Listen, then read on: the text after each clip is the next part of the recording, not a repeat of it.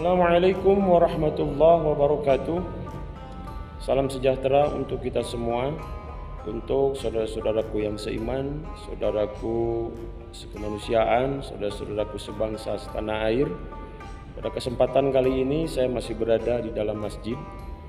Kembali saya ingin memberikan sebuah tayangan video yang isinya adalah diskusi dari seorang Bobson Samsir Simbolon. Dan kini hadir, yaitu lawan diskusinya adalah seorang penginjil dari Kristen. Dia bernama Andreas, kalau nggak salah Andreas Siahaan ya. Mudah-mudahan dalam diskusi ini Bobson dapat memberikan pencerahan kepada saudara Andreas Siahaan ini, kemudian berikan tanggapan atau komentar. Namun berkomentarlah dengan baik dan sopan. Selamat menyaksikan, selamat menonton, selamat mendengarkan. Semoga kita semua diberikan perlindungan oleh Allah Subhanahu wa taala. Assalamualaikum warahmatullahi wabarakatuh. Gimana? Saya nggak sekolah ini, maaf ya, saya nggak orang berpendidikan. Ya, hanya nggak apa-apa Bang, di sini kan kita diskusi ya. Jadi keluarin aja unek-uneknya, keluarin aja seluruh apa yang sekarang ini menjadi gimana ya disebutnya ya Ustaz Yusuf, unek-unek lah, keluarin aja biar apa, jadi kepenasarannya itu nanti terjawab sama para ustadz di sini gitu Bang. Nggak apa-apa, sekeras apapun, sepahit apapun harus dikeluarin. Lanjut Bang. Jadi kan tadi kan sebelum tadi sampai di Tuhan menciptakan Hawa dan Hawa, kan sepakat juga dengan Pak Ustadz tadi kan, dia memang asli tangan Tuhan sendiri yang menciptakan manusia ini tadi awalnya kan. Diembuskan Tuhan lah rohnya, nafas atau rohnya ke Adam dan Hawa tadi kan, Adam tadi kan. Adam menjadi pembah, artinya yang menyembah Tuhan gitu kan. Pandangan saya nih Pak, gitu aja, bukan pandangan ya nggak apa-apa Bang, namanya juga diskusi Bang. Terus kan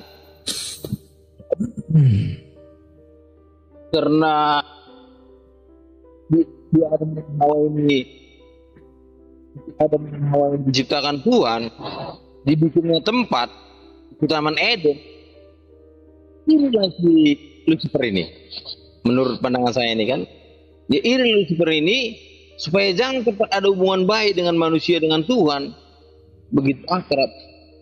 Sendiri si Lucifer, dihasutnya si Lucifer ini memakan buah yang dilarang Tuhan tadi. Jatuhlah Adam dan Hawa ini. Dibilang si Lucifer ini lagi lah sama Tuhan itu.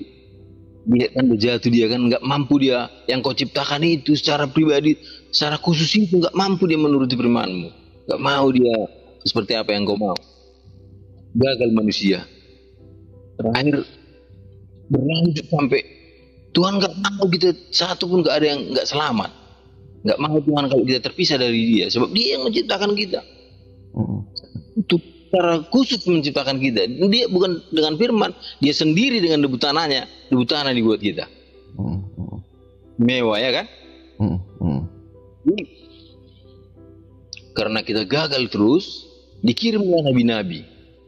Semua nabi-nabi yang ada dibunuh. Mati semua dibunuh. Yang bunuh siapa?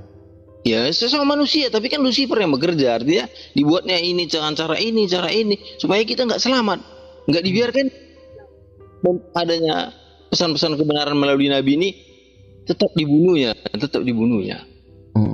Jadi percayaan kami, dikirimlah Tuhan ini, Tuhan Yesus tadi untuk menggenapi semuanya ini dengan mengorbankan darahnya. Dia rela turun dari sana, begitulah ceritanya kan. Makanya dia bilang, aku datang dari sana dan akan kembali ke sana. Aku tahu jalan ke sana, katanya. Bentar, sebelum lanjut. Berarti tadi yang cerita dibunuh itu maksudnya Lucifer yang menggerakkan manusia lain untuk membunuh nabi-nabi gitu ya? Artinya kan gini dia Pak, maksud saya kan. Sisi dunia ini kan ada dua, kegelapan sama terang.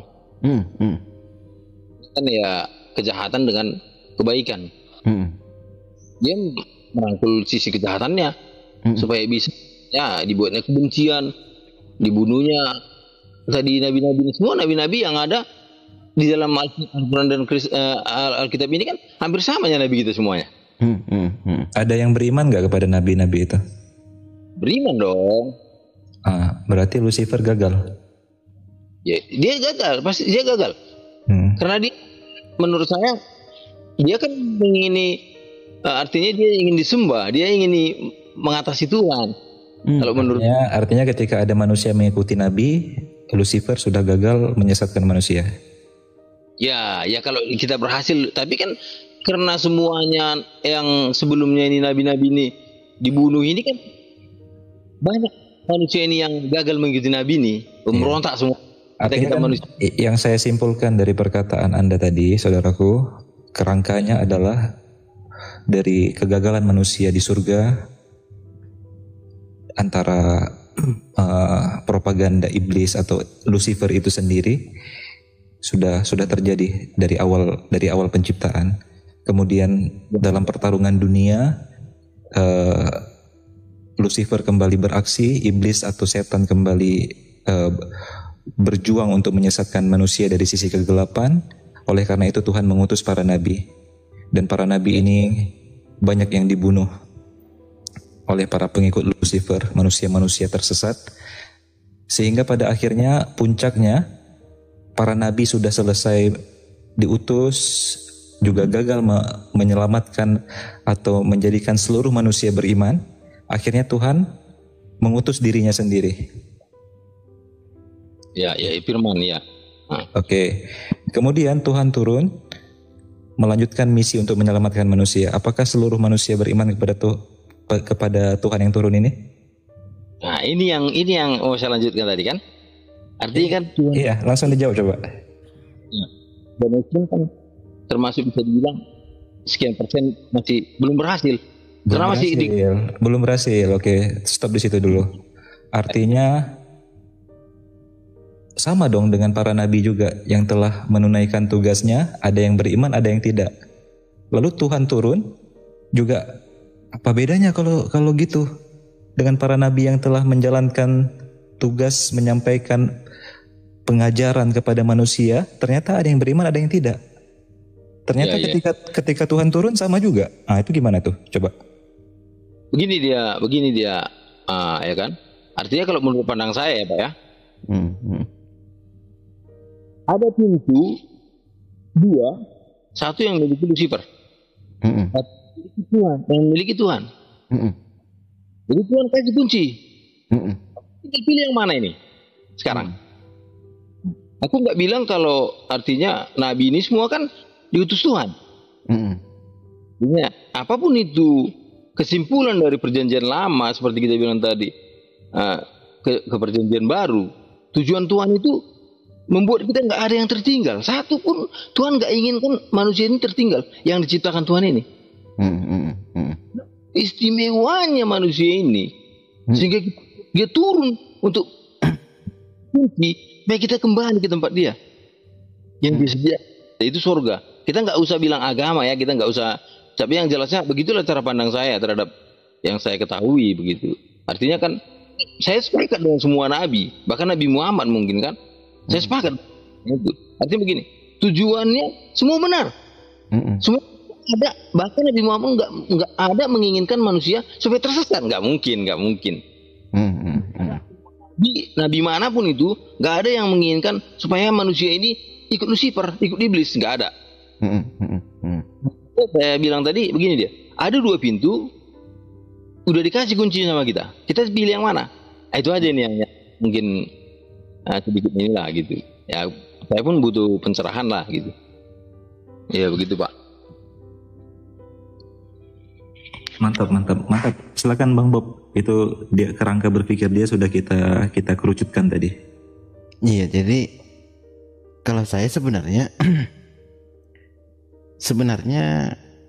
mudah bagi Tuhan untuk menghabiskan si iblis.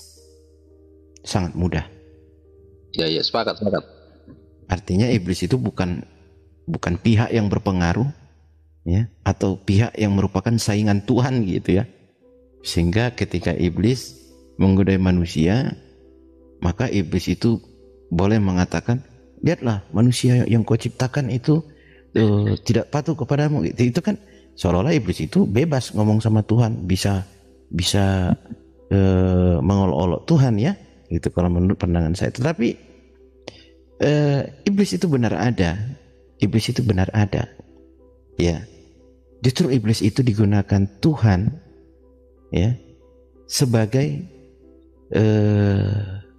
alat untuk menguji manusia ciptaannya ini.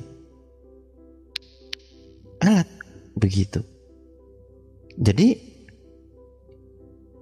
seperti yang disampaikan Bang Andre tadi,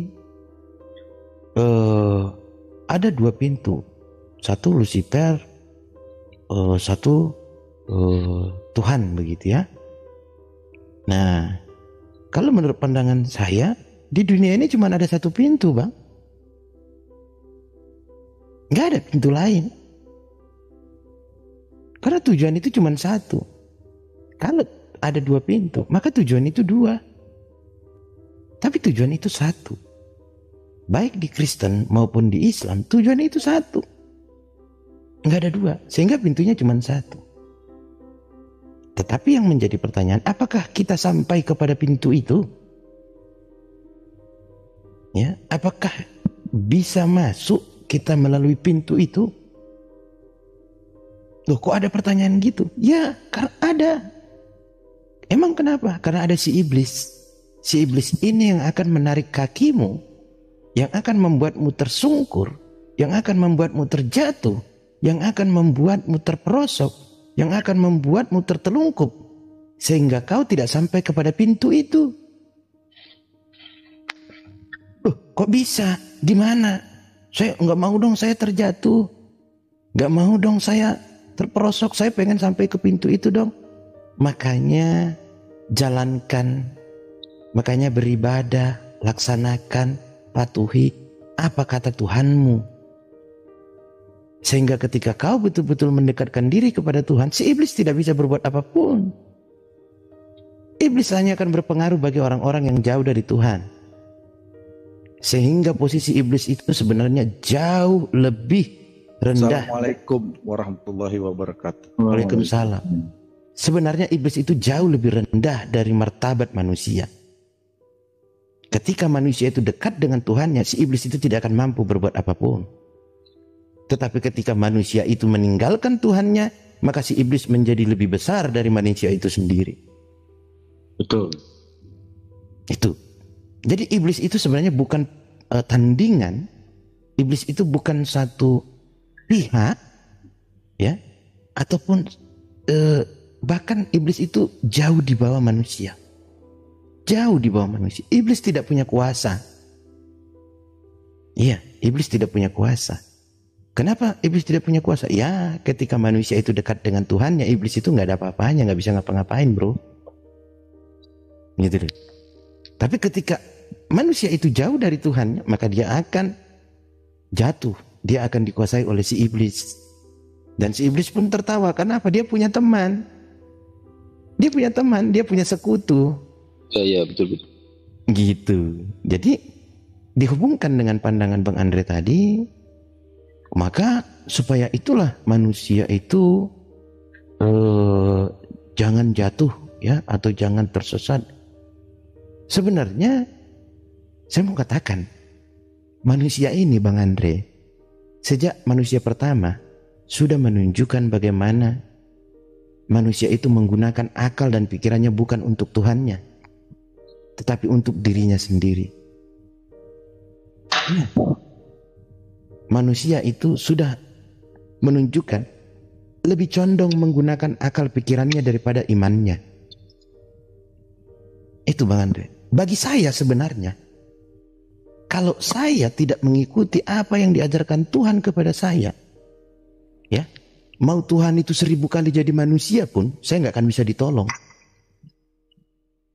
Saya nggak akan bisa ditolong. Tuhan itu hanya kasih jalan. Tuhan itu kasih petunjuk. Tuhan itu kasih tempat.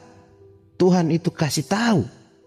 Tetapi manusia itu sendirilah yang menghantarkan dia sampai kepada Tuhannya. keinginan, niat, dan tekad manusia itu. Kita mau berdoa 1000 kali satu hari, atau berdoa 1 kali 24 jam. Tapi kalau perilaku kita, tingkah kita jauh dari apa yang diajarkan, diinginkan oleh Tuhan, ya kita ini bisa apa? Sebenarnya sangat mudah. Bagi saya cukup mengutus seorang nabi. Ketika manusia itu sungguh-sungguh, dia akan sampai kepada Tuhan. Karena semua nabi itu adalah jalan. Tidak ada nabi itu yang bukan jalan. Semua nabi itu jalan.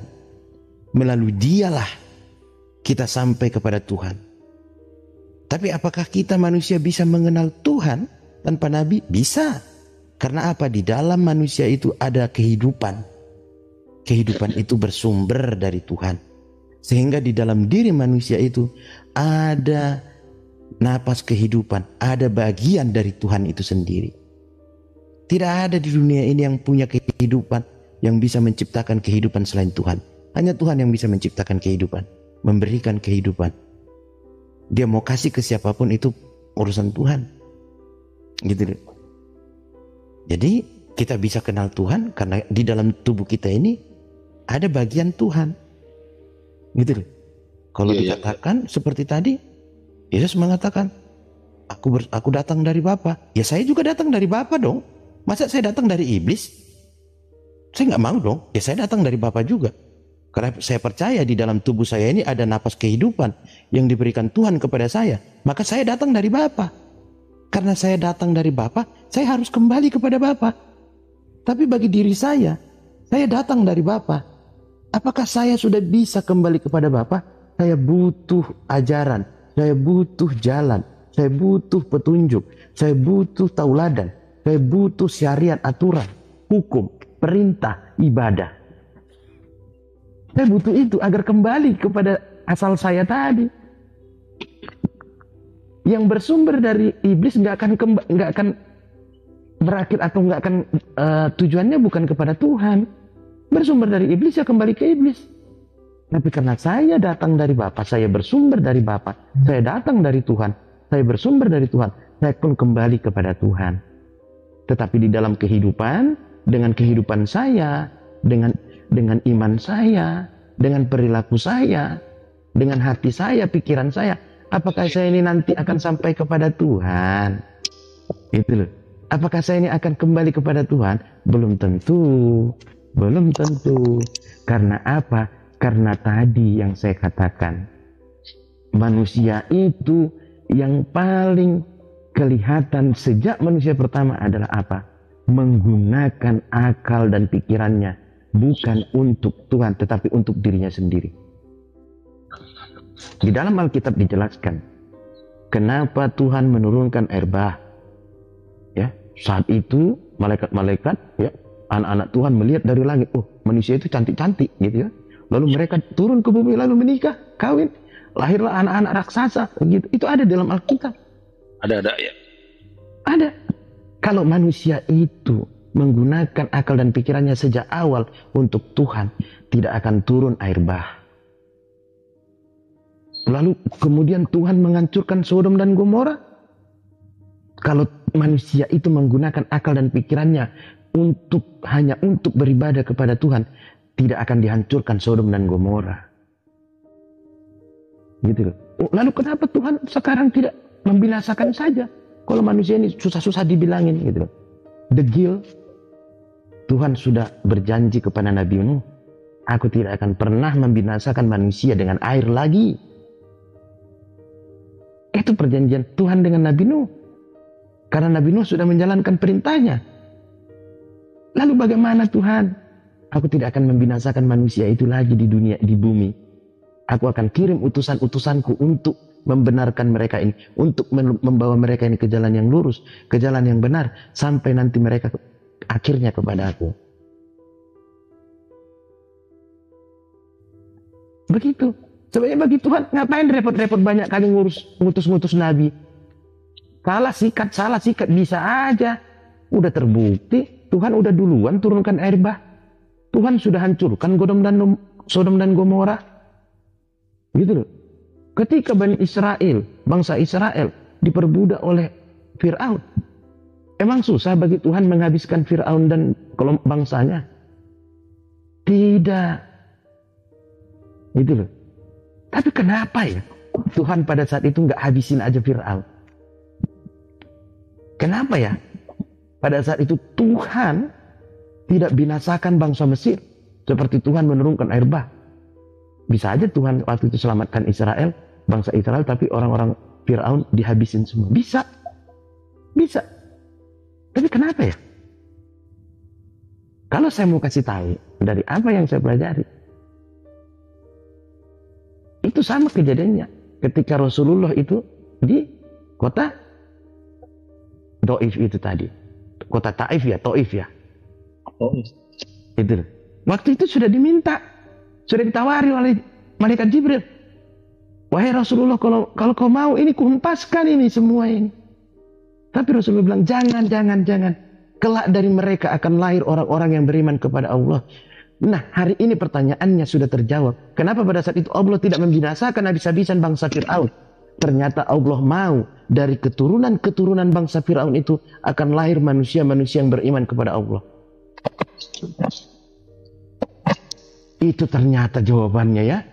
Wah, betul sekali. Allah. Ternyata kita dapat di akhir, dapat diajarkan oleh Nabi Muhammad ternyata yang tidak terjawab di awal itu. Itu loh. Tapi ini saya ketahui dari pengetahuan ya, bukan tentang saya nggak ada pernah baca Al-Quran, saya baca ayat aja saya nggak bisa. Gitu. Tapi saya coba, wah ternyata makanya pada saat itu nggak dihancurin langsungnya. Karena saya berpikir, apa susah ya bagi Tuhan itu menghancurkan bangsa Fir'aun, bangsa Mesir? Gampang lah kayaknya. Sekali sikat habis kok. Gitu loh. Ternyata Nabi Muhammad yang memberikan jawaban. Dia mencontohkan langsung ketika di kota Taif itu. Pada saat itu dilempari sampai berdarah-darah. Jangan Jibril, jangan habiskan mereka, jangan. Kenapa? Dari mereka nanti akan lahir manusia-manusia yang beriman kepada Allah. Coba kita bayangkan pada saat itu seandainya Tuhan itu menghabiskan bangsa Mesir, gak akan ada manusia yang lahir. Sudah berapa banyak kurang. Sehingga akan kurang orang-orang yang beriman kepada Allah tadi, kepada Tuhan tadi ya. Gitu loh. Nah, ternyata itu terjawab kan. Nah, makanya ya pandangan seperti disampaikan oleh Bang Andres tadi, ya itu tadi pandangan ya. Tadi kemudian saya barusan sudah memberikan pandangan juga tentang iblis. Sebenarnya saya Lucifer ini juga karena saya belum tahu ini apa diksi Lucifer itu, bagi saya sebenarnya itu nggak bisa saya terima. Karena di film-film pun banyak saya lihat Lucifer itu kan. Lucifer katanya, entah betul itu namanya entah enggak, saya belum pernah melakukan pengkajian ataupun menganalisa itu. Tapi iblis ya ada di Alkitab, di Al-Quran, di mana-mana itu ada iblis ya. Tapi namanya si Lucifer. Kalau di Alkitab bahkan ada Belzebul yang pernah saya baca gitu. Itu jadi tentang itu ya, bagi saya, menurut pandangan saya, iblis itu bukan penyeimbang atau tandingan atau apa, enggak. Justru iblis itu diizinkan bertindak, berbuat oleh Tuhan, karena Tuhan menggunakan dia untuk menguji manusia ciptaannya ini. Menguji itu. Kenapa saya katakan diuji? Karena sekalipun Tuhan mengizinkan iblis mencobai manusia, menguji manusia, Tuhan memberikan jalan, solusi, dan Tuhan menyiapkan pertolongan. Ketika kau diuji, datanglah kepadaku. Ketika umat manusia, ketika manusianya ini datang kepada Tuhannya, si iblis tidak akan jadi apapun. Simpel saja. Jadi menurut saya hubungkan dengan pemahaman Bang Andreas tadi. Lah mau berapa, nggak perlu Tuhan itu menjadi manusia. Manusianya aja yang dekatkan diri kepada Tuhan. Beres itu iblis itu. Beres itu. Izin Pak. Iya. Itulah sebenarnya gagal manusia ini kan. Nah, ya menurut pengetahuan saya tadi kan karena gagal semua bukan para nabinya yang gagal, kita yang tetap artinya degil, artinya ya kita nggak mau menuruti apa yang diajarkan mereka. Kita nggak pernah mau mendekatkan diri kepada Tuhan karena kebebalan manusia. Jadi kan ya, itulah yang membuat bukan mereka yang gagal, kita yang gagal seperti Bapak bilang tadi. Kunci sebenarnya hanya kita sebenarnya yang perlu mendekatkan diri kepada Tuhan. Jadi kan sama seperti yang tadi, malaikat itu nggak ada dia, mereka salah dibuang dari surga. Menurut pandangan saya, ada beberapa dibuang dari surga. Artinya yang dibuang semua dari surga. Tapi kita bersalah. Beberapa kali kita gagal, berapa kali dikirim para nabi untuk mengajarkan kepada kita kebenaran. Kita gagal terus. Kita gagal. Berapa kali kita menyakiti yang dikirim Tuhan para nabi, tetap Tuhan kirim lagi. Kita nggak gagal karena kita sebegitu istimewanya di hadapan Tuhan. Jadi menurut saya inilah sebabnya Tuhan itu mati gitu. Dia mati sendiri karena dia nggak mau satu pun kita di yang hidup ini tinggal gitu. Nggak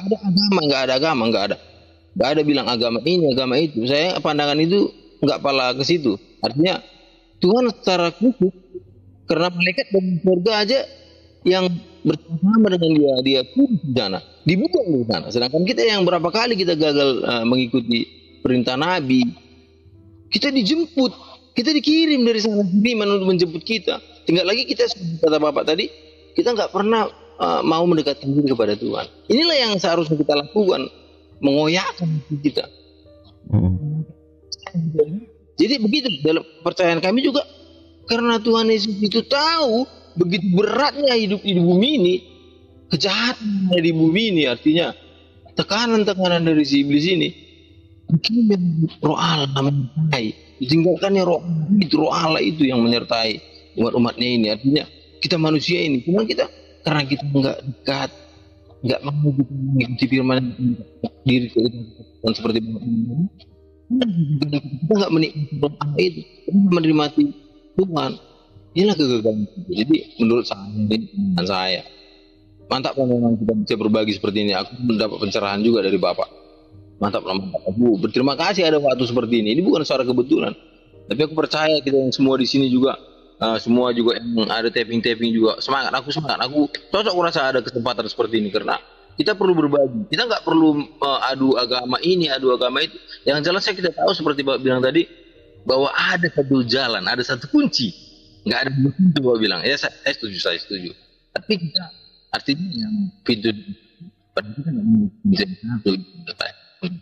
Saya sepakat juga kalau memang arti kata kita bilang tadi manusia dikasih pintu satu. Oke, bilang tadi dua. Yang mungkin dapat pencerahan dari Bapak yang sampaikan tadi.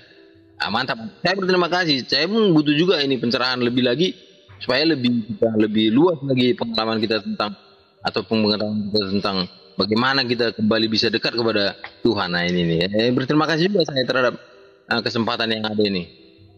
Lanjut lagi Pak, kalau ada yang mau disampaikan lagi supaya kita lebih terbuka lagi pemikiran kita untuk lebih berbagi lagi Pak. Siap.